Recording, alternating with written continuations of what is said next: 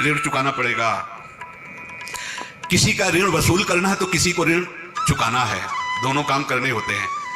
अनेक जन्मों में अनेक लोगों के साथ हमने जो बर्ताव किए हैं, अच्छे या बुरे, वो होंगे। अब किसी आदमी को हम जानते नहीं, अचानक मिला, अचानक टक्कर लगाओ, मार पीट गाली गुप्ता सब कर दिया, चुपचाप सह लो। क्यों? ये आपका हिसाब है, पूर्व का हिसाब। हमारा उससे कोई द्वेष नहीं, कोई संकल्प नहीं। अचानक घटना घटी और हमसे द्वेष करने लगा, हमें पीटने लगा, हमें गालियां दे, ये हिसाब है, चुपचाप सह जाओ। अपने घर का भाई ही भारी दुश्मन बन गया और क्लेश, हिसाब है। एक प्रभुदत्त ब्रह्मचारी जी की वाणी में पड़ा था, एक महात्मा जी भ्रमण करते थे तो उस समय असरफियां चलती थी, मोहरे असरफियां, उनको भेंट में देते लोग। तो या तो वो ठाकुर सेवा में लगे तत्काल, या संत सेवा में तत्काल लगे। उसका संग्रह करके डोलना ये ठीक नहीं है, बैरागी के लिए सिद्धांत में ये ठीक नहीं है। तो जब 2, 4, 6, 8 ऐसे मोहरे हुई, उन्होंने विचार किया कि और भ्रमण करके जब काफी मोहरे हो जाएंगी तो प्रयागराज में जब कुंभ पड़ता है, एक बार पूरे सब अखाड़े के संतों को, अलग अलग संप्रदाय सब संतों को बुलाएंगे और सबको खुआएंगे। अब साधु है तो यही विचार करेगा, और क्या विचार करेगा। तो उन्होंने ऐसे डंडा बनवाया, बेंत, जो ऊपर से चूड़ीदार और भीतर पोला, और मोहरे उसमें डालते हैं। और भ्रमण, जहां जहां श्रद्धालु भगत थे सबके यहाँ जाना और इच्छा रखना कि एक मोहर तो दे दे दक्षिणा में। कामना कोई भी हो वो बांधती ही है, ध्यान रखना। इसीलिए प्रभु जो चाहे वो करे, अपनी चाह नहीं रखनी चाहिए, अपनी चाह प्रभु की चाह में मिला देनी चाहिए। धीरे धीरे वो छड़ी भर गई, भ्रमण करने वाले महात्मा चूड़ी लगाई, इंतजार करते रहे। जब प्रयाग का कुंभ पड़ा तो चले। तो रास्ते में एक गांव में पूछा जाता है, जैसे कहीं लोगों की कोई श्रद्धालु ऐसा है जो संत सेवी है, तो कुछ लोगों ने बताया हाँ एक परिवार है बहुत संत सेवी है और आपको मिलाते हैं हमसे। आइए महाराज, घर में रुका, खूब अच्छा हलवा पूरी पवाया, और जो घर के मालिक थे चरण दबाए। चरण दबाते दबाते उनकी दृष्टि पड़ी उस डंडे पे, तो इतना मोटा और ऊपर से कुछ चूड़ी सी भी नजर आ रही, इस डंडे में तो कोई रहस्य है ही है। अब महात्मा जी को खवा पिला के सुला दिया। महात्मा जी जब सो गए तो पत्नी से धीरे से कहा वो डंडा लाओ बाबा जी का डंडा। अब वो चूड़ीदार जो ही खोला पलटाया तो सैकड़ों मोहरे। ऐसे संत रोज पधारे भगवान, तुम आनंद हो जाए फिर क्या। पत्नी से कहा नाप के कंकड़ लाओ। वो तो महात्मा जी तो खाए खीर पूरी, आराम से सो रहे। रात में पूरी प्लानिंग करके उसमें कंकड़ भर के चूड़ी लगाकर सिराने रख दिया, सारी मोहरे हटा ली।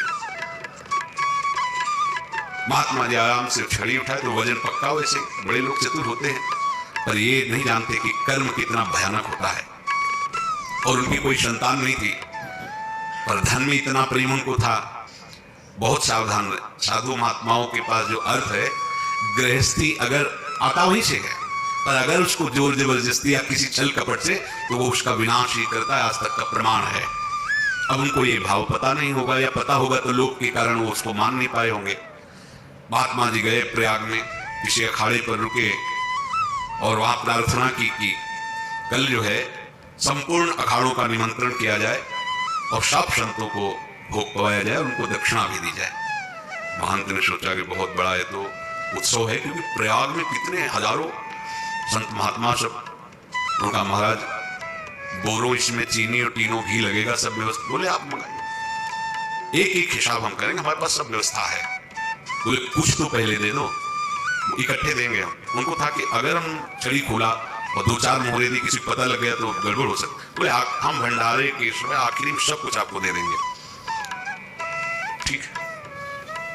वो अपने पास से पैसे लगाकर खूब जितना सामग्री सब लाए, लाखों की, और सब संतों को निमंत्रण कर दिया।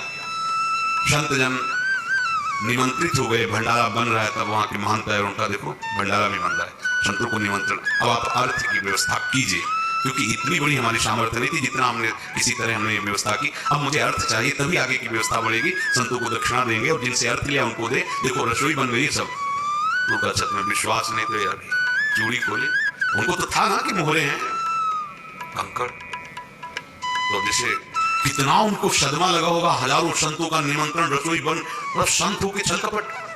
तो उनका महाराज आपने तो हमारा नाश कर दिया, जो महंत थे। अब बताओ रसोई बन गई, संत निमंत्रित हो गए, आप ये कंकड़ दिखा रहे हैं हमको। आपने तो हमें बर्बाद कर दिया, हमारी इतनी सामर्थ्य नहीं थी, आप पहले बता देते। संत होकर ऐसा छल कपट। और वो बोले तो क्या बोले, क्योंकि उनको पता था कि मोहरे हैं इसमें।